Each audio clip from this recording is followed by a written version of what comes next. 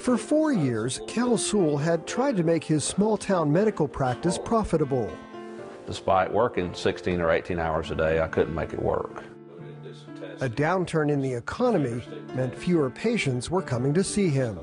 Many times we wouldn't even get a paycheck after we paid all the expenses. Yet, working as hard as he did, Kel felt like he deserved the finer things in life. I grew up a poor kid, and I thought I was supposed to live a certain way, be at the country club, have a big house and swimming pool, boat, and the whole 9 yards, and then I get my paycheck, and it really doesn't match. The bills for the office and home piled up.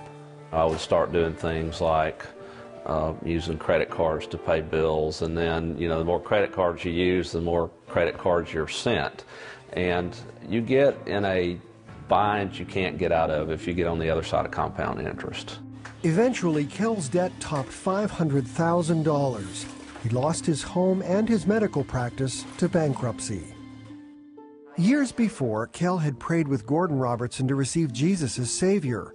But it wasn't until after the bankruptcy that he started reading Pat's book called The Secret Kingdom. I found the law of reciprocity. It defied logic. It didn't make any sense to me. But Pat said, if you want money, you got to give money. Kel started giving a little bit where he could, but then a former patient named Lulu encouraged him to start tithing.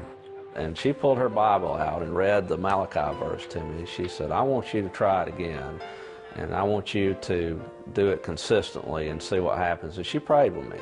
Kel started giving to his church, to his friend Lulu's church, and he joined the 700 Club.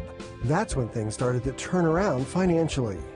I got a letter in the mail from the place where I did my residency, and I opened it up and it said, we have $10,000 for you, would you like it? We took out too many taxes on you. And I ran to the telephone and called them, and I called Lula too. She said, I told you it was coming, you just had to be faithful. Then a second financial miracle happened.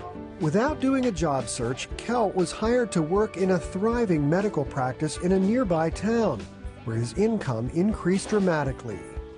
Today, Kel's practice has over 5,000 patients, and his income has tripled since the days he was in private practice.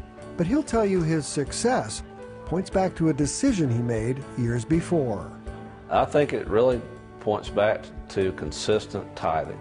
Consistent tithing.